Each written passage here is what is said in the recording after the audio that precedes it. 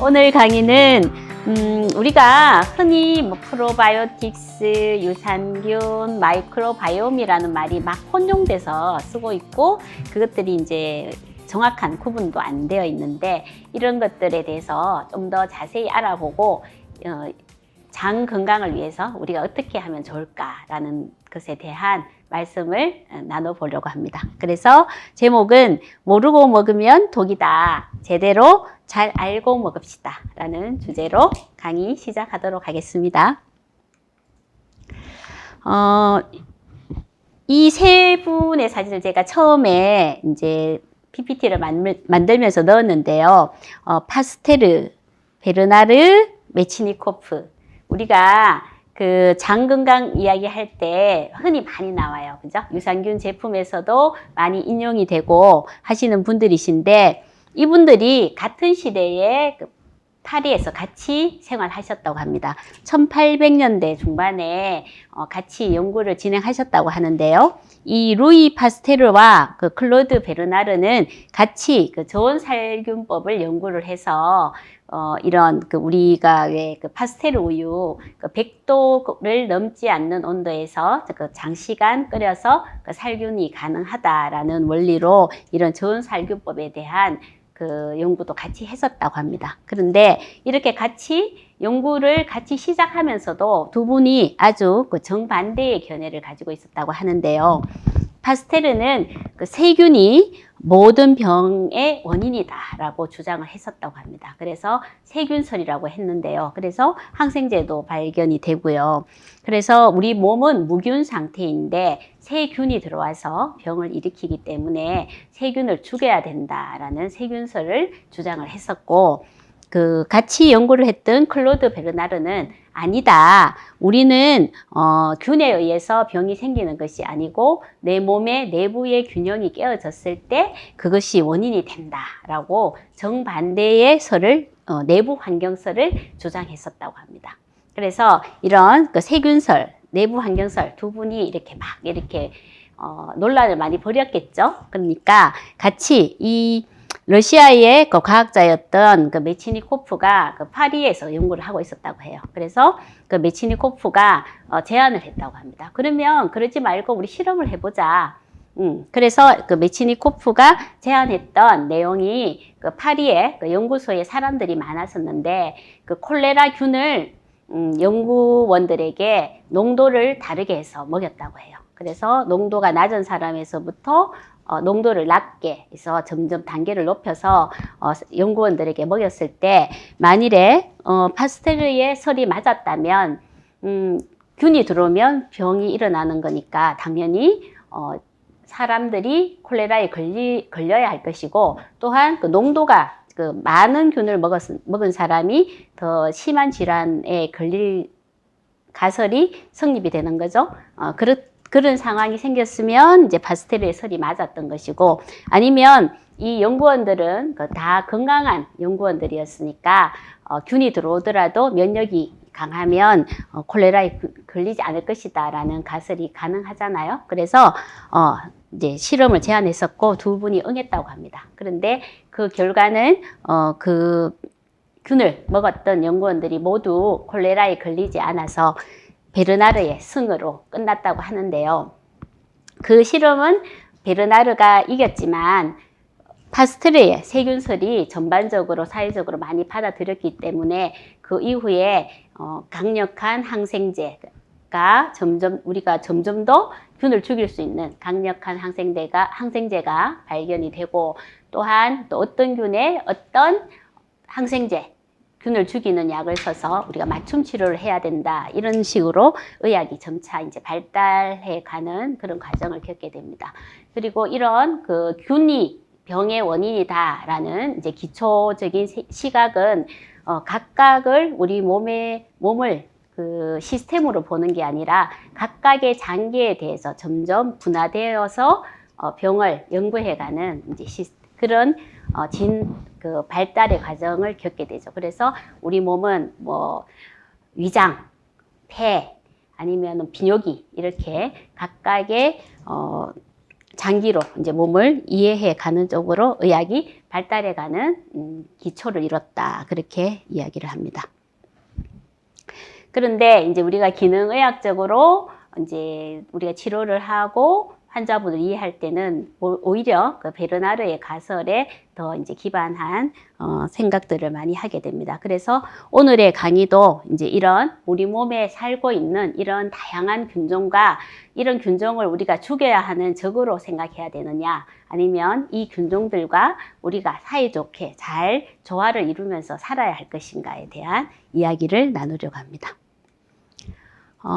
우리가 그 엄마의 몸 안에 들어있을 때는 아기가 이렇게 양막에 둘러싸여서 탯줄을 통해서 영양분을 공급을 받습니다. 그래서 아기의 장과 몸은 그 무균 상태죠. 그런데 아기가 이제 이렇게 분만의 과정에서 산도를 통과할 때 아이가 그 공기보다 먼저 만나는 것이 외부의 균입니다. 엄마의 질에 있던 그 엄마의 균, 그리고 항문 피부에 있던 균, 아니면은 엄마의 대변에 대한 균을 아이가 이제 몸 밖으로 나오면서 처음 만나게 되고요. 그 과정에서 아이에게 이제 그 균들이 접종이 되고 그 균들이 몸 안에 이제 자라게 되는 그런 이제 과정을 겪게 됩니다. 그래서 이런 건강한 그 분만 과정을 통해서 태어난 아이가 건강한 장내 균총을 가질 그 가능성이 올라가기 때문에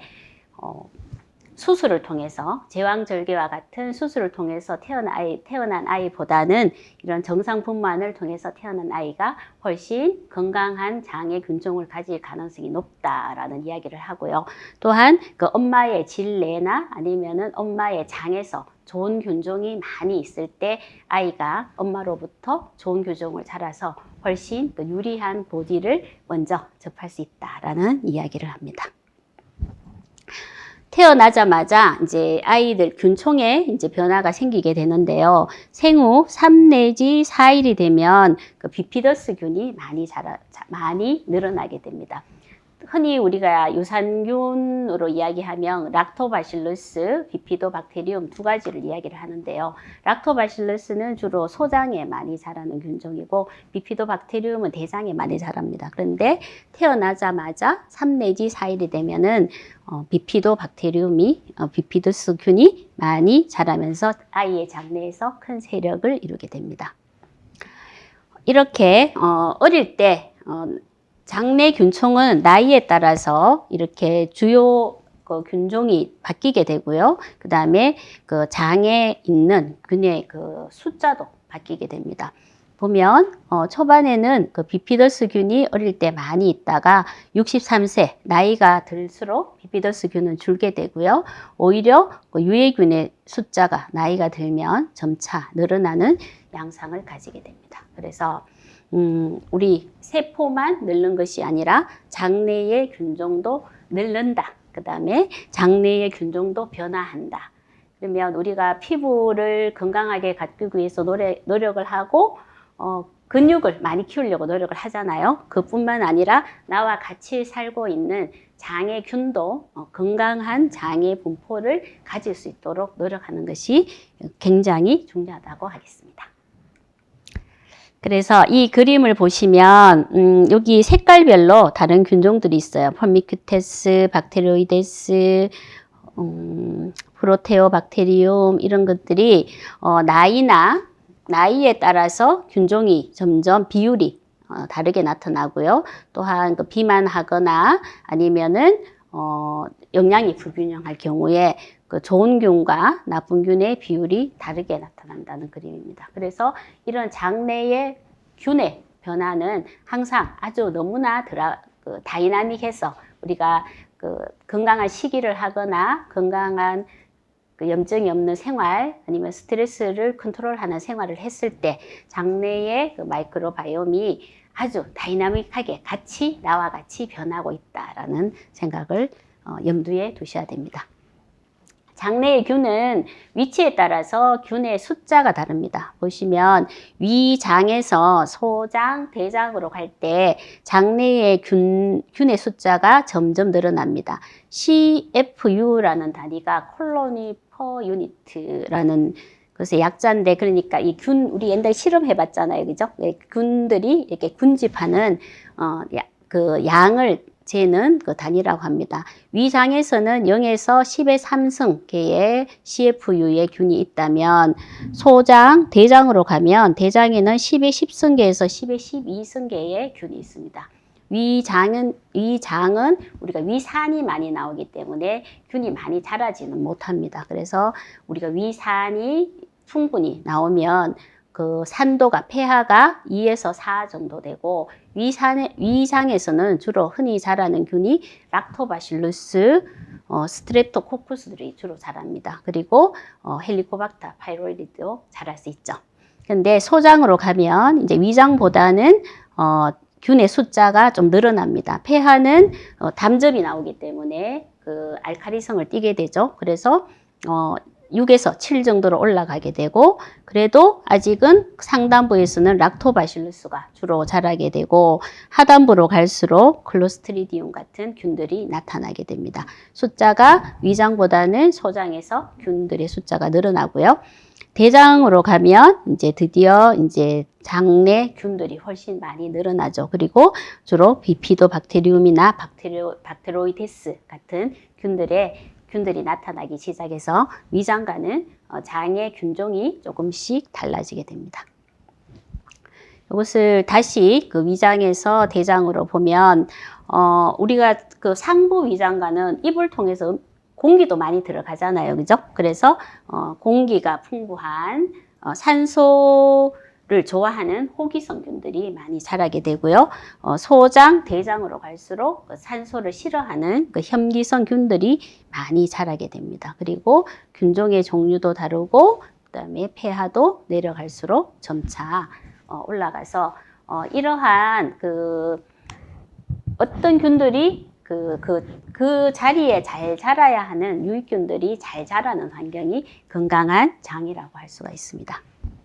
그러면 우리가 뭐 유산균을 먹어야 된다, 나는 뭐 균이 많아야 된다, 이렇게 이야기하지만 균들이 그러면 많으면 많을수록 좋으냐? 또 그렇지는 않습니다. 우리가 그 저위산증, 그다음에 그 소장내 세균 과다 증식증이라고 이렇게 기능의학 이야기할 때 많이 이야기하시잖아요, 그죠? 소장 내에서 나쁜 균들이 많이 자라는 것을 15, SIBO다 이야기하는데, 15는 소장 내에서 그 10의 3승계 이상의 그 박테리아가 밀리리터당 있는 상황을 15라고 합니다. 너무 소장 내에서 많은 균들이 있고, 그다음에 나쁜 균들이 있을 때 이것이 또 염증이나 질환의 원인이 되기도 합니다.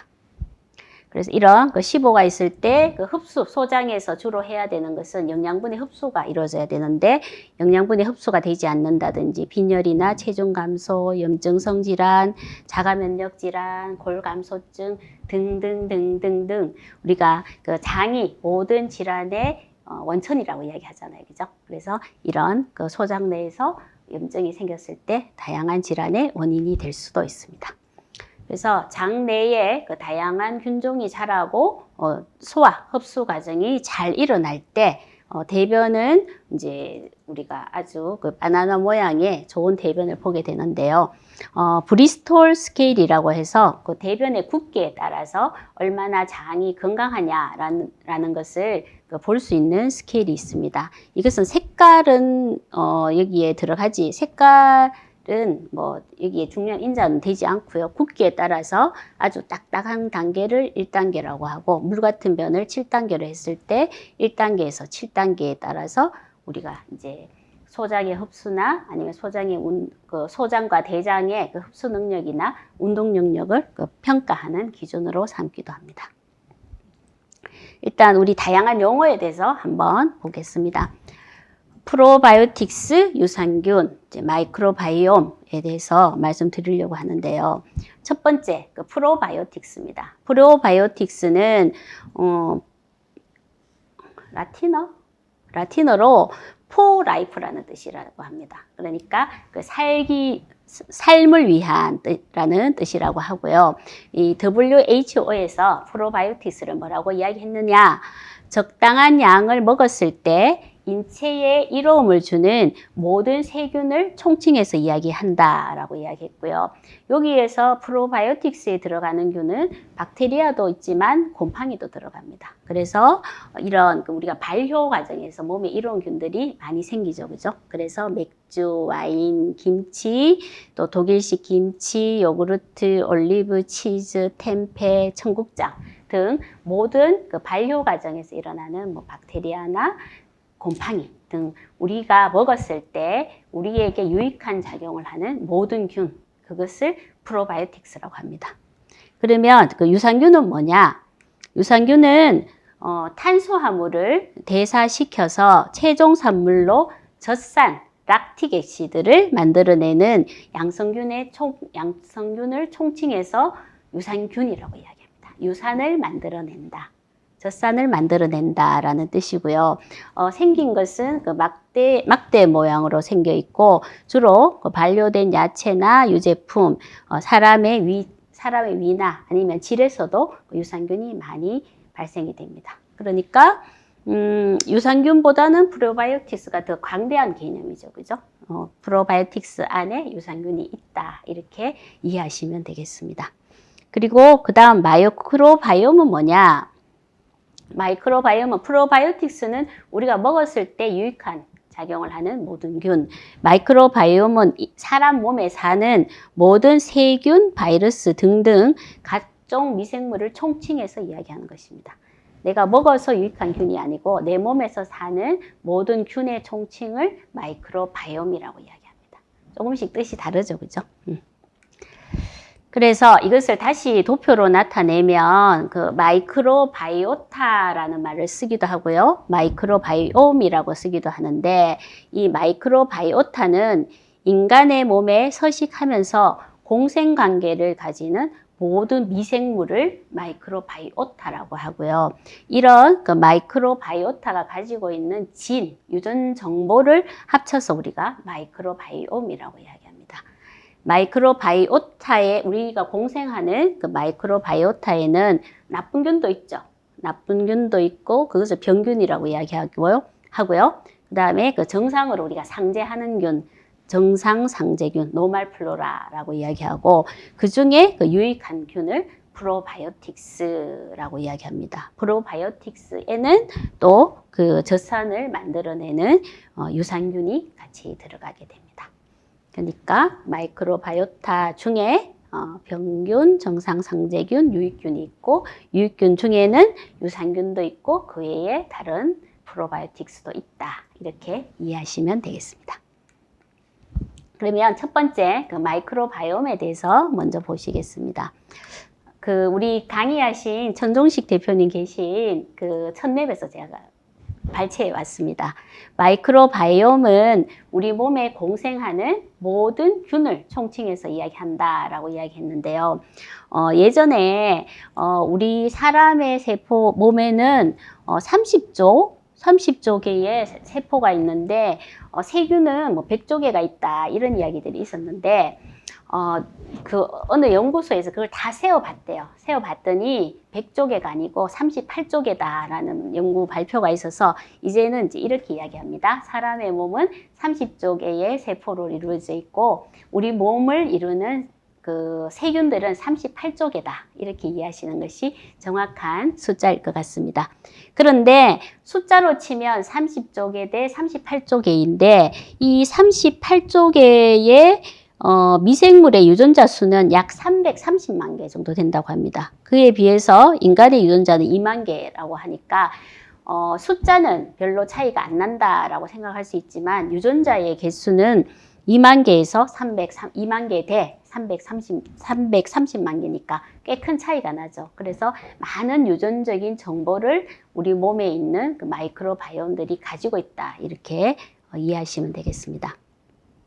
그런데 이러한 그 마이크로바이옴도 아주 변화무쌍하게 계속 움직인다는 거죠. 그래서 이러한 그 마이크로바이옴을 변화시킬 수 있는 것들이 비타민 D도 있고요. 그 다음에 나의 위생 상태, 식사, 수면, 내가 먹는 약물, 그다음에 다른 마이크로바이옴의 존재, 그 다음에 유전적인 취약성, 내가 운동을 많이 하는지, 내가 맨장 수술을 했는지, 담배를 피우는지, 스트레스를 받는지, 이 모든 여부에 따라서 내 몸에 있는 38조 개의 마이크로바이옴이 숫자도 바뀌고 그 양상이 계속 바뀐다는 거죠.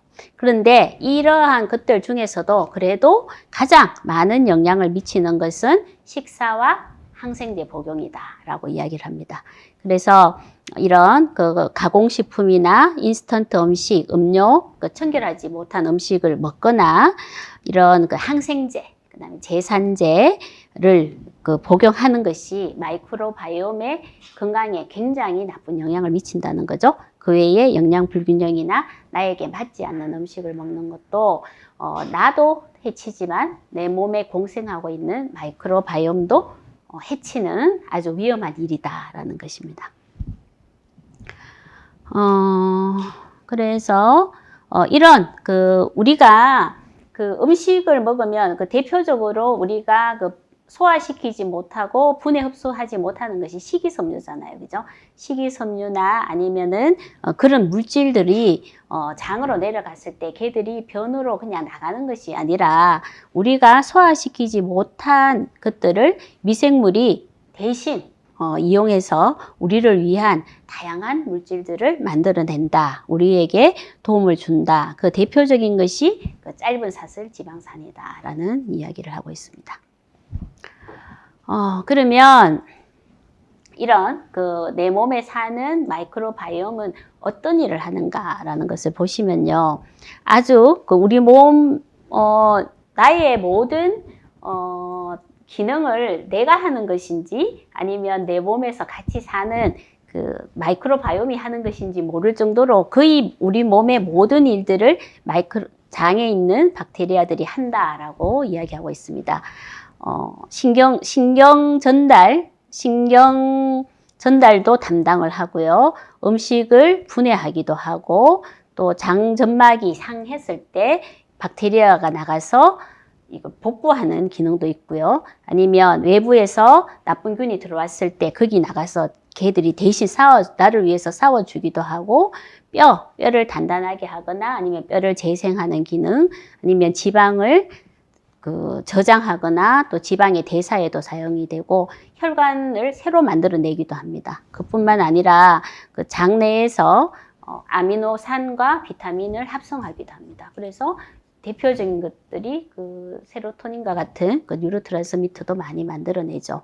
그리고 면역작용을 면역을 자극하죠. 면역이 잘 일어나도록 자극하기도 하고요. 아니면 다른 영양물질이나 약물을 대사하는 작용도 합니다. 그래서 우리 몸에서 거의 모든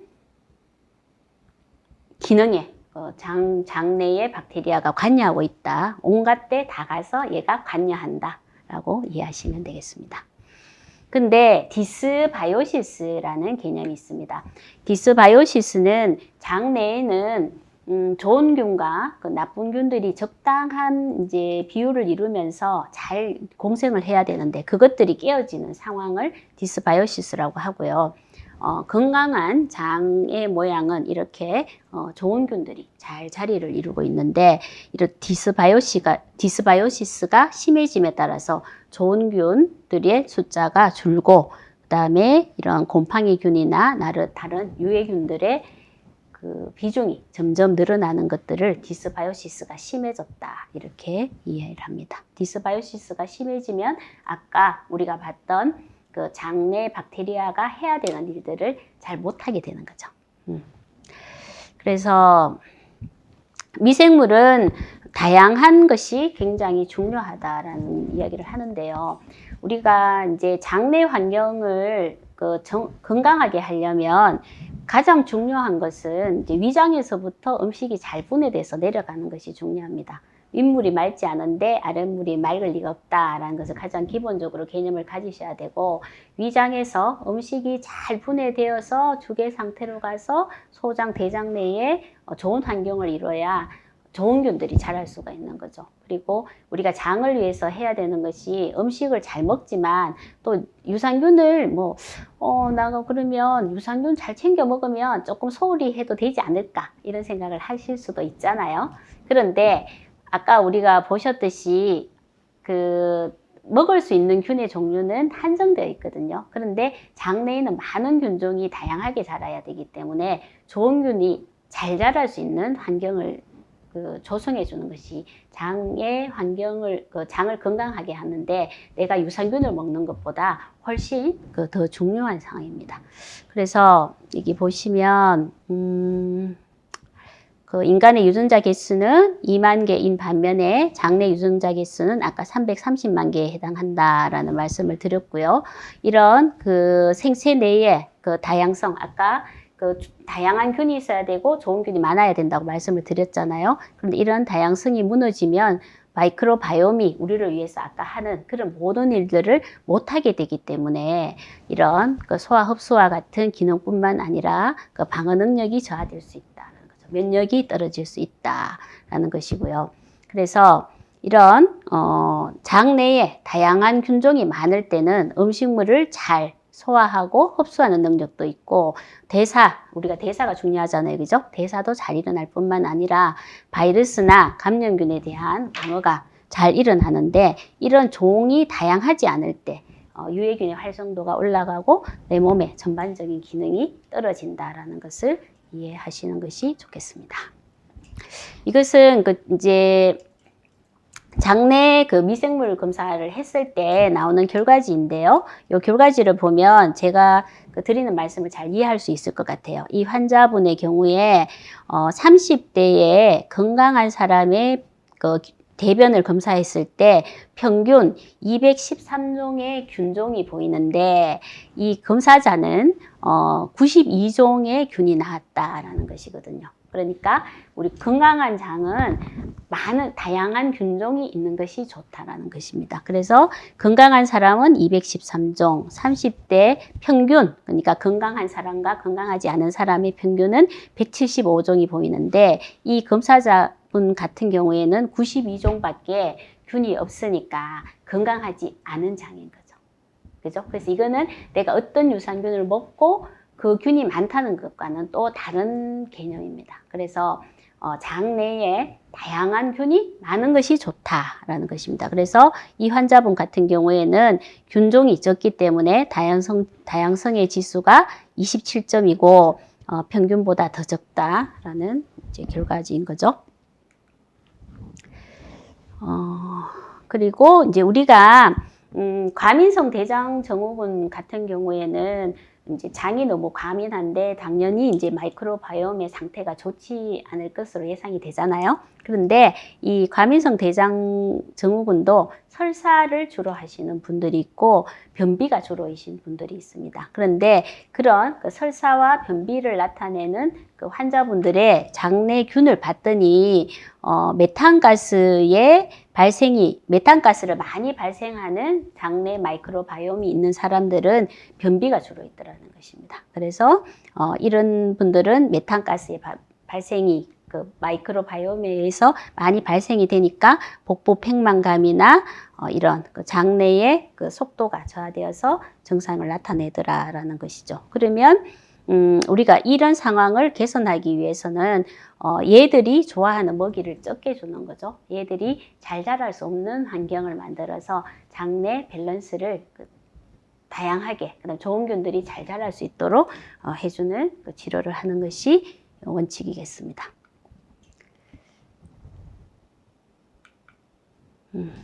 그 다음 이제 마이크로바이옴 다음에 프로바이오틱스에 대한 말씀 드리겠습니다.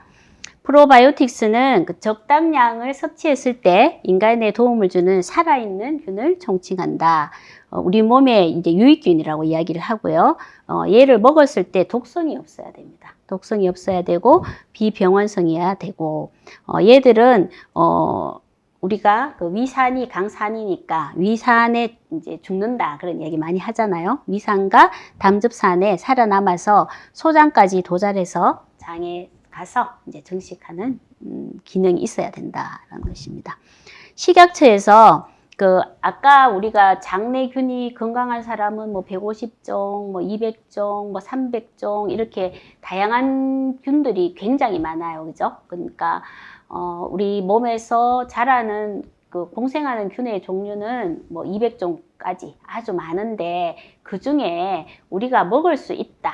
먹어서 우리에게 유익하다라고 허가받은 균은 19종밖에 없습니다.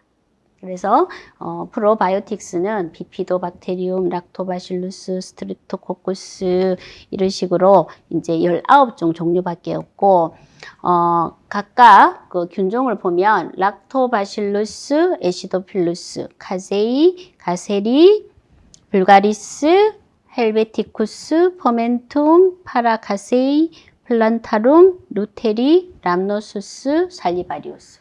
락토바실루스 중에는 요 균만 먹을 수 있다고 이제 허가를 받았고요. 락토코쿠스는 락토코쿠스 락티스, 엔테로코쿠스는 페시움 피칼리스, 스트랩토코쿠스 서모필루스, 비피도박테리움에는 하나, 둘, 셋, 네 가지 종류만 우리가 먹을 수 있다고 프로바이오틱스로 허가를 받았습니다. 대표적인 우리 유산균의 종류, 이제 집에 있는 유산균 이렇게 보시면 대부분 그 락토바실루스와 비피도박테리움으로 이루어져 있습니다. 보면 그 락토바실루스, 우리 아까 그 실험에서 나왔던 그 메치니코프가 그 락토바실루스 균을 발견했죠. 그래서 그 노벨상을 받았고요. 락토바실루스는 주로 소장에서 자라는 균입니다. 아까 보면 그 위장과 소장에서 락토바실루스가 많이 자랐죠. 그죠? 그 여자의 질에서도 그 락토바실루스가 자라고 있습니다. 그리고 비피도박테리움은 주로 그 소장보다는 대장 쪽에 그 많이 자라고 있는 대표적인 균입니다. 그래서 드시는 유산균 보시면 대부분 락토바실루스와 비피도박테리움이 적절한 그 비율로 조성되어 있을 것입니다. 이런 그 프로바이오틱스가 우리 몸에서 하는 일은 이런 아주 다양한 일을 합니다. 그래서 장 내에 있으면서 얘들은 그 대사 과정에도 작용을 하고 유당 불내증을 해결하기도 하고 콜레스테롤, 담즙산을 분해하는 기능이 있기 때문에 적절한 프로바이오틱스를 잘 사용했을 경우에 콜레스테롤을 개선시키기도 하고요. 면역을 조절하는 기능이 있어서 면역을 강화시키고 이런 그 영유아의 음식의 알러지를 개선할 뿐만 아니라 염증성 장질환을 개선하기도 하고 설사를 개선시키고 병원균을 억제시키면서 장내 환경이 좋아지니까 당연히 대장암의 발병률이 감소하게 됩니다. 그래서 우리가 이제 프로바이오틱스를 이제 골라야 할 텐데요. 너무나 많은 프로바이오틱스가 있으니까 내가 어떤 프로바이오틱스를 먹어야 할 것인가라는 이런 선택의 문제에 이제 항상 직면하실 것 같은데요. 어떤 균이 들어간 프로바이오틱스인지를 보시는 것이 좋습니다. 왜냐하면 그 균종에 따라서 걔들이 하는 일이 다르기 때문에 나의 상황에 어떤 균종을 먹을 것인가라는 것에 대한 기준이 있으셔야 되고요. 그 다음에 똑같은 균이라고 하더라도 그 원료균을 제조한 회사가 그 만들어낸 그 기술력이나 노하우가 축적되어 있는 회사의 제품이 더 좋다고 합니다. 우리가 주로 그 한센사나 다농사와 같은 그 회사의 그 재료를 쓰는 유산균들이 좋다라는 이야기를 많이 하죠. 그리고 그 보장균수, 내가 먹는 균수보다 먹어서 그 장까지 살아서 가는 그 균을 그 몇 마리를 보장한다라는 것이 표기가 되어 있으니까 보장균수가 될 수 있으면 높은 균이 좋은 균일 거고요. 그 다음에 균종의 배합 비율을 보셔야 됩니다. 무조건 그 많은 균이 있다고 좋은 것도 아니고 또 그 배합 비율에 따라서 이제 그 균에 나타나는 그 기능이 차이가 있을 수 있기 때문에 나의 상황에 어떤 균종의 배합 비율이 좋을까라는 고민을 한번 해보시는 것이 좋고요. 포장 상태는 그래도 온도나 습도에 민감하기 때문에 냉장 보관하는 것이 좀 더 유리하다라는 이야기를 하고요. 한번 먹을 용량으로 포장된 것이 더 좋다라는 이야기를 합니다. 이 모든 것들을 깐깐하게 해서 이제 내가 먹을 프로바이오틱스를 고르셔야 하는데 그것보다 더 중요한 것이 내 장내 환경을 건강하게 하는 것이다 라는 것을 다시 한번 염두에 두시는 것이 좋습니다. 저희 그 사은품으로 나오는 그 인비투스 프로를 제가 모델로 뽑았습니다. 유산균을 보실 때 우리가 옛날에 그 중학교 때 배웠을 거예요. 우리가 왜 그 계문, 강목, 과속종 이런 왜 생물 시간에 외우셨잖아요, 그죠? 여기 속에 해당되는 것이 그 락토바실루스입니다. 이 보시면 균에 락토바실루스 아니면 비피도박테리움 이렇게 표기가 되는데요. 이 사람으로 치면 성이라고 생각하시면 됩니다. 김이면 락토바실루스, 그다음에 해연 하면은 이제 뭐 람노스스, 애시도필루스, 뭐 비피둠 이런 식으로 이제 이름이 나오는 거죠. 그래서 락토바실루스에도 수많은 김씨 중에 수많은 사람이 있으니까 락토바실루스에도 수많은 이제 균종이 있는 것이고요. 그 다음에 그 마지막으로 나오는 것이 그 주민등록번호라고 생각하면 됩니다. 주민 이름은 똑같은 사람이 있을 수 있지만 주민등록번호는 한 사람 앞에 하나만 있잖아요, 그죠? 그래서 이런 어느 연구소에서 몇 번째 연구로 만들어낸 균이다라는 것이 마지막에 나오는 번호입니다. 그래서 각각 균종마다 성과 이름과 주민번호를 가지고 오게 되고 이런 그 각각의 균종은 각각 그 다른 고유의 기능이 있습니다. 그래서 같은 계열의 균주라고 해도 이런 세부 종류에 따라서 장까지 가는 생존력, 장에 정착하는 능력, 안정성 등이 크게 달라지기 때문에 락토바실루스나 비피도박테리움 등만 봤다고 해서 내가 어떤 균을 먹는다라는 것은 그냥 그 사람 김씨다, 이씨다만 그 확인한 정도에 지나지 않는다라는 것이고요.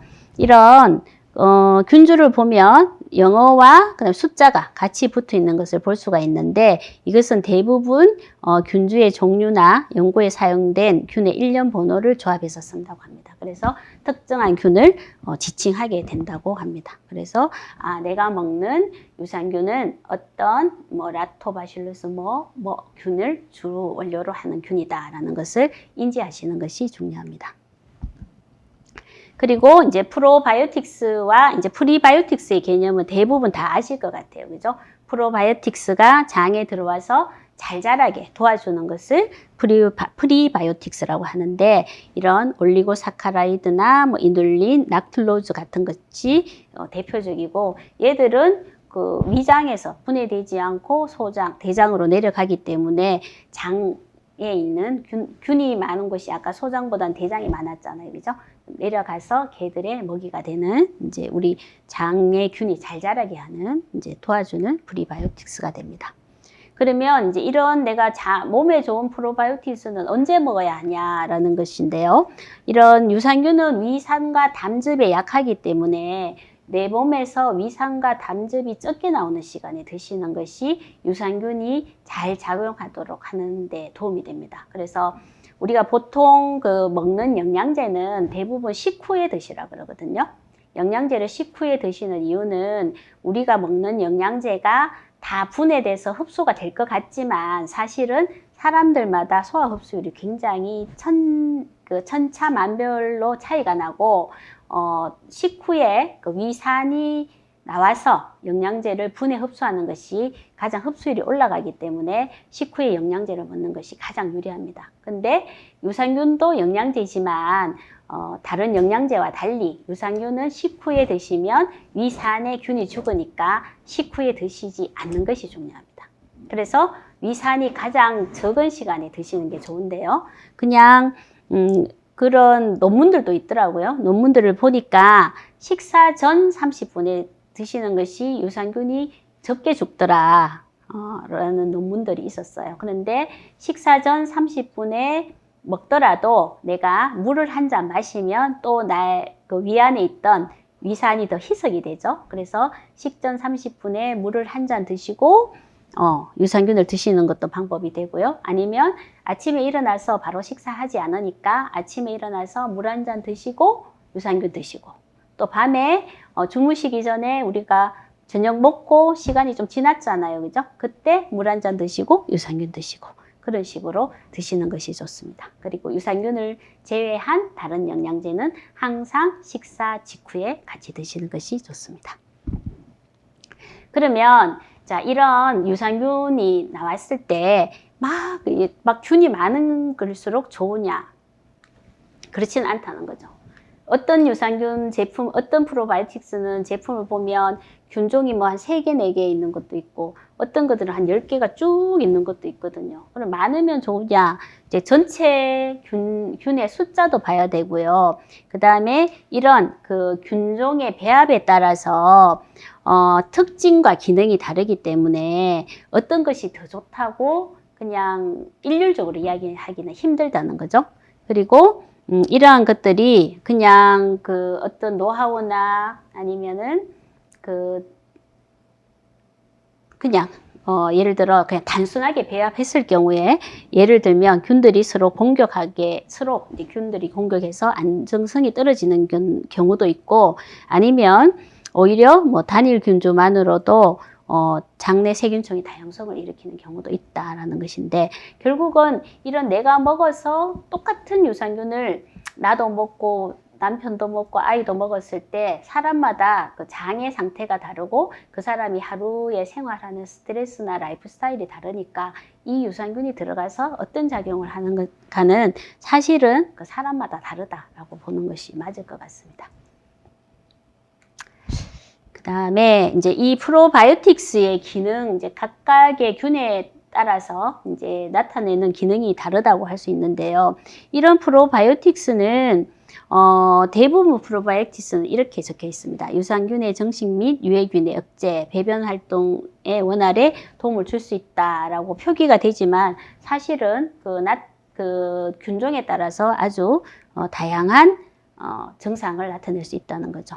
제가 그 시중에 그 판매되는 유산균들 보니까 질유산균 많이 드시는 것 같아요. 저희 환자분들도 오셔서 질유산균 먹고 뭐 질염이나 뭐 다른 염증이 좋아졌다 이런 말씀 많이 하시거든요. 근데 이 질 건강의 그 기능성을 인정받은 균주가 있습니다. 균주가 우리가 아까 공부했던 락토바실루스 람노수스 GR-1이랑 락토바실루스 류테리 RC-14 균이 얘들 둘이를 합쳤을 때 질의 건강을 개선시킨다고 이제 인정을 받은 거죠. 그래서 락토바실루스 람노수스 GR1이라는 품종이 여성의 요도에서 분리된 균인데, 얘들을 먹었을 때 먹고 대변으로 가지만 결국은 요도에도 얘들이 도달해서 이런 바람직한 반응을 일으키고, 또한 락토바실루스 류테리라는 것은 또한 여자의 질에서 분리가 되더라. 그래서 질 건강을 건강하게 한다라는 균종으로 인정을 받았고요. 그 외에 또 다른 제품도 있습니다. 락토바실루스 애시도필루스 LA14, 그다음에 락토바실루스 람노수스 HN001 또한 여성의 질 건강에 도움을 준다라고 그 인정받은 균주입니다. 그래서 소화기관을 통해서 항문, 회음부를 통해서 얘들이 질 내에 자연스럽게 정착을 하는 과정을 가진다고 합니다. 내가 먹었는데 질이 좋아진다는 거죠. 구글에서 질유산균을 한번 찾아봤더니 굉장히 많습니다. 이런 페이지들이 4페이지, 5페이지 정도 나오는데요. 결국은 똑같습니다. 이 균종은 아까 제가 말씀드린 락토바실루스 루테리, 락토바실루스 람노수스 GR1 이런 균종이고요. 이런 각각의 제품에 따라서 자세히 보시면 보장균수가 차이가 나거든요. 보장균수 50억, 10억, 여기 같은 50억인데 얘는 여기랑 균이 달라요. 그래서 내가 질 건강을 위해서 이런 유산균을 드신다면 드신 후에 나의 반응을 보시는 게 가장 중요할 것 같습니다. 먹었는데 다 좋다는데 나는 안 좋아. 그러면 또 질 건강을 위해서 다른 균종을 한번 바꿔보시는 거죠. 그리고 또 다른 회사 제품도 한번 바꿔보시고 같은 그 질 유산균이라고 해서 똑같은 조성이나 조합은 아니다라는 거죠. 그 다음에 이제 모유 유산균이라고 락토바실루스 가세리 비에날 17이라는 균종을 포함한 균들이 그 모유 유산균이라고 많이 팔리고 있는데요. 모유에서 배양을 했고 얘들은 단당류를 다당류로 합성해서 몸 밖으로 배출해서 비만에 효과가 있다라는 이야기 근거로 다이어트 유산균으로 많이 팔리고 있는데 그 근거가 되는 논문을 찾아보면 다이어트가 복부 사이즈가 조금 줄기는 하나 아주 드라마틱한 체중 감량은 없었던 것으로 나옵니다. 그래도 일단 모유 유산균이 다이어트 유산균이라는 이름으로 좀 많이 팔리고 있습니다. 그리고 이것도 또한 찾아보면 락토바실러스 가제리로 많은 다양한 균들이 나오고 있고요. 또한 그 작년부터 또 갱년기 유산균이라고 나오는데요. 갱년기 유산균은 락토바실루스 애시도필루스 YT1이라는 그 균종을 그 식약처로부터 그 여성 갱년기 증상의 그 개선, 여성 갱년기 증상을 개선시킨다라고 해서 그 개별 인정형 원료로 인정을 받았습니다. 그래서 그 YT1을 그 포함하고 있는 그 다양한 유산균들이 판매되고 있습니다. 이런 다양한 균종들이 다들 그 배합 그 락토바실루스 애시도필루스 YT1만 들어간 게 아니라 다른 그 여러 가지 균종들이 다양하게 결합이 되어 있는 것, 조합이 되어 있는 거죠. 그래서 내가 그런 그 목적을 가진 유산균을 드실 때는 내가 원하는 균종이 얼마나 포함이 되어 있는지, 다른 것들은 어떤 시너지 작용을 하는지에 대한 것을 한번 검토해 보시고 드시는 것이 좋을 것 같습니다. 그 다음에 그 내추럴 메디신이라는 책에 보면 각각의 그 어떤 질환이 있을 때 그 균종에 대한 것들이 되어 있습니다. 이것은 제가 나중에 그 댓글로 한번 달아드리도록 하겠습니다. 그래서 내가 그 어떤 보시면 그 아토피, 피부염이 있을 경우에는 이런 균종이 도움이 됐고 이것에 대한 연구는 이제 이런 근거로 이제 이루어진다라는 것들인데요. 한번 PDF로 관심 있으신 분들은 나의 질환을 개선하기 위해서 어떤 균종을 이용하면 좋을지, 그다음에 어떤 균종이 포함된 그 유산균을 내가 초이스하는 게 좋을지를 한번 그 참고하시는 용도로 쓰시면 되겠습니다. 좀 넘어가고요. 그 다음에 이제 요즘 이제 그 많이 나오고 있는 논문이 이 논문이 2020년도 논문입니다. 2020년도 리뷰 논문인데요. 보면 그 장의 그 미생물이 그 뉴로트랜스미터를 조절해서 멘탈 헬스에 직접적인 영향을 준다라는 리뷰 논문입니다. 한번 보시면 뉴로트랜스미터, 신경 전달 물질이죠. 그 다음에 장에 있는 마이크로바이옴, 그 다음에 우리가 불안이나 우울 등의 그 정신적인 질환이 세 개의 축으로 그 누가 어느 쪽에 영향을 미치는 것이 아니고 상호 영향을 미치고 있다는 것입니다. 여기 보시면 마이크로바이옴, 내 장에 있는 생물이 이 신경 전달 물질을 자기들이 조절한다는 거죠. 그런데 나의 신경 전달 물질은 또 이 마이크로바이옴, 장내 미생물들이 그 자라는 것을 조절한다는 거죠. 얘도 조절하고 얘도 조절하고. 그다음 신경 전달 물질은 나의 그 정신적인 상태에 관여를 하고요.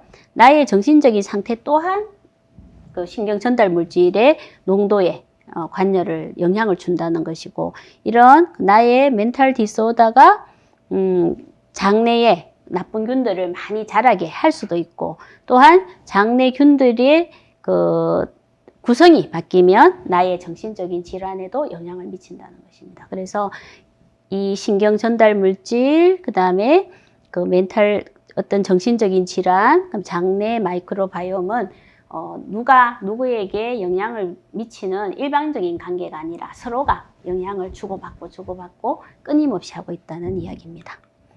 그래서 그 저번에 우리가 했던 이런 불안이나 분노, 우울, 불면이 결국은 상호 영향을 미치고 있다. 누구와 통하느냐? 마이크로바이옴과도 통하는 거죠. 그죠? 우리가 오늘의 주제인 마이크로바이옴이 나의 이런 상태, 정신적인 상태에 영향을 미친다는 것입니다. 보시면 뇌에서 그 스트레스가 가해졌을 때 장과 그 상호 영향을 미치는 것은 그 베이구스 너브, 부교감 신경이죠. 부교감 신경, 그 다음에 HPA 엑시스는 그 뇌하수체에서부터 그 부신을 통해서 통하는 그런 호르몬 체계, 그 다음에 면역 체계를 통해서 뇌와 장점막은 아주 밀접한 관련을 가지고 있고, 그뿐만 아니라 이 장에서 만들어지는 신경 전달 물질 가바나 세로토닌, 도파민, 노르에피네프린도 또한 역으로 뇌에 영향을 미친다라는 그림입니다. 그래서 같은 이야기입니다. 장과 뇌가 이런 신경 전달 물질, 그다음 면역 반응, 베이구스 너브, 부교감 신경, 그다음에 신경 내분비. 그러니까 뉴로엔도크라인 시스템을 통해서 호르몬 부신을 통한 호르몬 패스웨이나 아니면은 다른 시그널을 통해서 상호 영향을 미친다라는 그림입니다. 이런 그림들은 끊임없이 계속 나오고 있습니다. 그래서 이것은 무엇이냐 하면 세로토닌, 우리가 불안을 주로 관장하는, 우리가 보통 우울을 주로 관장하는 이제 신경 전달 물질이죠. 세로토닌, 도파민, 노르에피네프린을 조정하는 균종이 따로 있더라. 그런 균종들이 있더라라는 연구 논문입니다. 이게 보시면 락토바실루스 플란타룸, 비피도박테리움, 유니포미스 등등등 우리가 이름을 잘 모르는 그런 다양한 균종들이 사실은 장 내에서 이런 세로토닌을 만들어내고 도파민이 직접, 그래서 내 장 안에 어떤 균종이 우세하게 많이 있느냐, 그 조성이 어떻게 되느냐에 따라서 이런 신경 전달 물질이 영향을 받는다라는 것이고요. 도파민뿐만 아니라 가바, 히스타민, 아세틸콜린과 같은 모든 신경 전달 물질에 직접 관여하는 그 균종들을 이제 점차 밝혀내고 있는 거죠. 그래서 이런 장과 신경 전달 물질의 관계는 아주 밀접한 관계다. 그래서 우리가 배가 아파서 기분이 나쁘고, 배가 아파서 우울하고, 배가 아파서 불안한 것이 과학적으로 근거가 있다는 거죠. 이건 아주 복잡한 그림인데요. 뭐냐 하면 여기 중간에 신경 전달 물질이 있어요. 도파민이나 세로토닌, 가바, 노르에피네프린과 같은 이런 신경 전달 물질이 있는데, 이런 신경 전달 물질과 우리 몸 안에 있는 얘들은 다 이 마이크로바이옴이죠. 그죠? 이런 균들이 서로 상호 영향을 미치고 있다는 아주 복잡한 지도입니다. 그리고 이 논문은 보면 주로 그 자폐증을 가진 아이들에게서 주로 나타냈더니 이런 대응하는 균종들이 있더라. 그리고 그것들을 컨트롤할 수 있는 균종들이 있더라라는 것입니다. 자폐증과 관련된 균종이 락토바실루스 플란타룸 PS128이라는 균종이 자폐와 주로 관련이 있고, 이런 우울과 관련해서는 락토바실루스 헬베티쿠스 R0052, 그 다음에 비피도박테리움 롱금 R0175가 이런 주요 우울증과 주로 관련이 있더라는 거죠. 그래서 이런 맞춤 치료가 이제 앞으로도 점차 가능할 것 같습니다. 그래서 이제 우리가 우리 몸은 하나인데 사실은 뇌는 두 개다. 내 몸 안에는 브레인이 두 개다라는 이야기고요. 그 브레인은 하나는 장이라는 뜻이겠죠, 그죠? 그래서 첫 번째 뇌와 그다음에 세컨드 브레인을 비교를 해보면, 브레인은 850억 개의 뉴런을 가지고 있고, 신경 전달 물질은 100개 정도 되고, 도파민의 50%를 생성하지만 세로토닌은 5%를 뇌에서 생성합니다.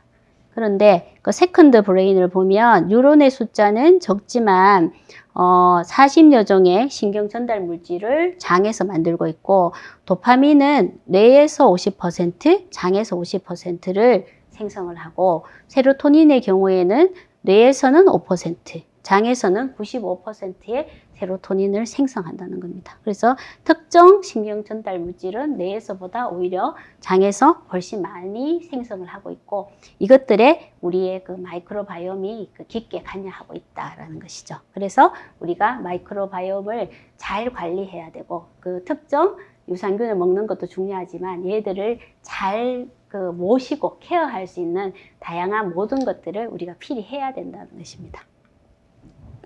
우리가 저번에 봤던 이런 신경 전달 물질이죠. 대표적인 신경 전달 물질, 도파민, 노르에피네프린, 세로토닌, 이런 것들과 관련된 우리들을 이제 관련 질환과 우리 무드에 대해서 말씀드렸는데, 이러한 것들이 우리가 장내의 마이크로바이옴을 잘 관리하는 것과 직접적인 관련이 있다라는 말씀을 드리고 싶습니다. 그래서 이제 마지막 슬라이드인데요.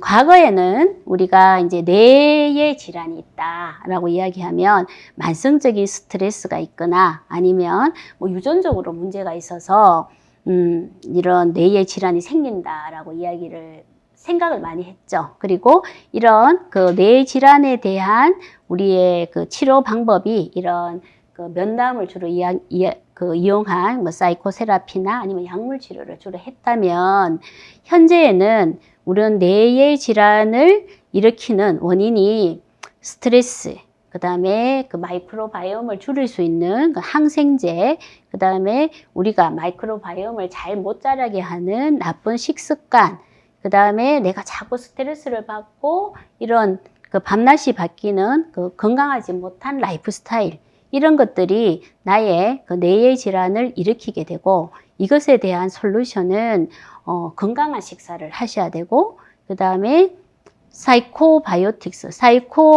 안티바이오틱스의 반대말입니다. 그러니까 그 장내에서 이런 그 뉴로트랜스미터나 그 뇌의 건강을 그 관여하는 균들이 잘 자라게 하는 사이코바이오틱스를 먹어야 되고, 그 다음에 프리바이오틱스도 많이 먹어야 되고, 또 이런 그 대변을 이식하는 그런 치료법까지 이 뇌의 건강을 위한 치료법으로 이제 대두되고 있다는 거죠. 그만큼 이제 장내에서 이거 마이크로바이옴과 겉과 브레인의 그 엑시스가 굉장히 중요하다는 것을 이야기하고 있습니다. 이러한 논문들이 굉장히 많이 나오고 있습니다.